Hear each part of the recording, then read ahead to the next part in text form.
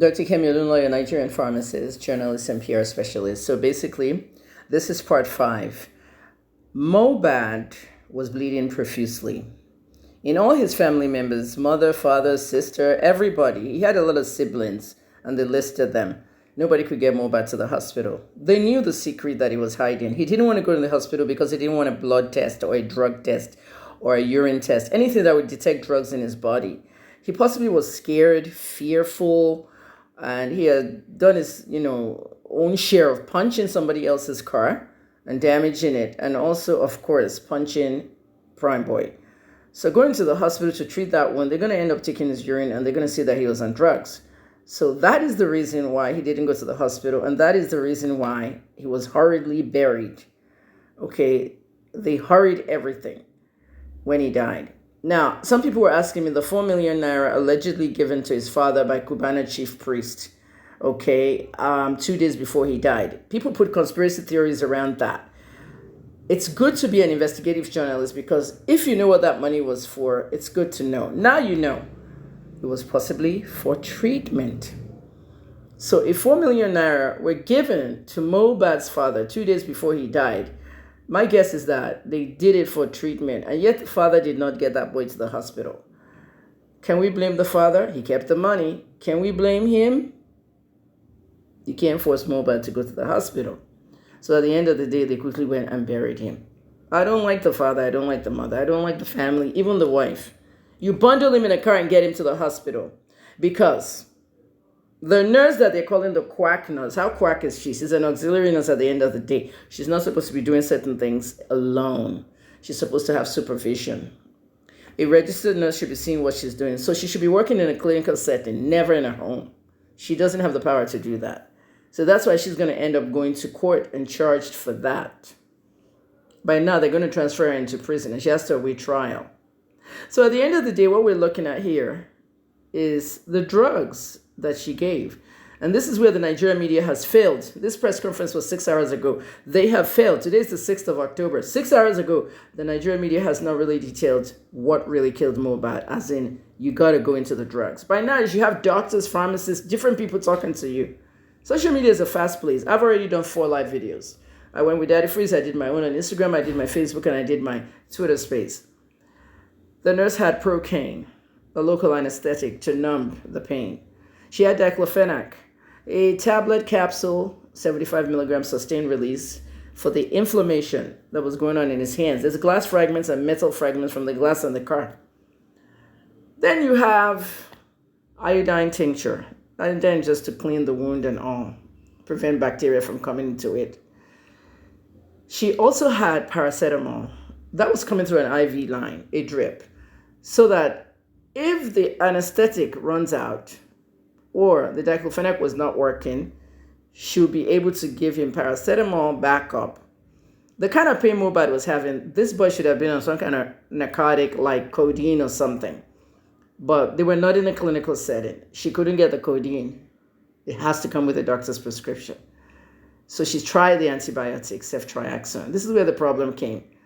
If she had tried that ceftriaxone intramuscular by injecting it in his buttocks, that's what we call IM, intramuscular, maybe she would have seen something. Rather than put it directly into his vein on the line, the IV was going straight into his vein. Ceftriaxone is a very powerful drug in a class of what we call cephalosporins. And they're like very, very broad spectrum antibiotics, and they cure a lot of infections. So the ceftriaxone killed Mohbad because he reacted to it. He had a drug interaction or an allergy to the drug. The allergic reaction to the drug, can happen with anybody. You don't know what you're allergic to until you test it.